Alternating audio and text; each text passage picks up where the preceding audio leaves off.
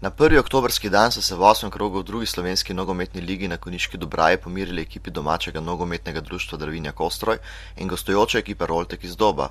Tekmo si je ogledalo okoli 150 gledalcev, ki tokrat že drugič zapored niso videli zadetkov. Na začetku srečanja je glede na priložnosti imela pobudo ekipa iz Doba, vendar so se vsi poskusi končali zanesljivo obrambo domačega vratarja Čelofige. V 14. in v 25. minuti Mitraković z glavo ter v 17. minuti Stanko iz prostega strela.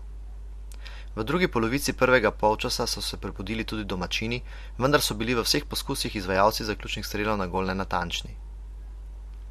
V drugem polčasu sta imeli obe ekipi priložnosti za zadetek, najprej v 51. minuti za domače po podaji Čakša poskus Štanteta, gostujoči vratar Vezirović je bil zanesljiv. V 67. minuti prečka za goste. V 82. minuti po prostem strelu gosta odlično posredovanje Čelofige. Za konec v 88. minuti prosti strel za domače, Štante premalo natančen. Glavni sodnik Mežnar je na srečanju pokazal en rdeč in 3 rumene kartone. Najstrožje je v 47. minuti kaznoval gostujočega igralca Goropičnik Simona, ki si je že v prvem polčasu prislužil rumeni karton zaradi spotikanja.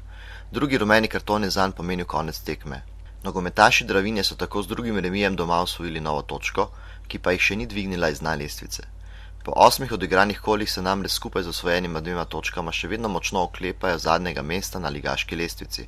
Do ekipe Kalcerja jih ločijo 2 točki. Za nove točke se bodo v 9. krogu gosteh pomerili z nogometaši Šenčurskega Garmina.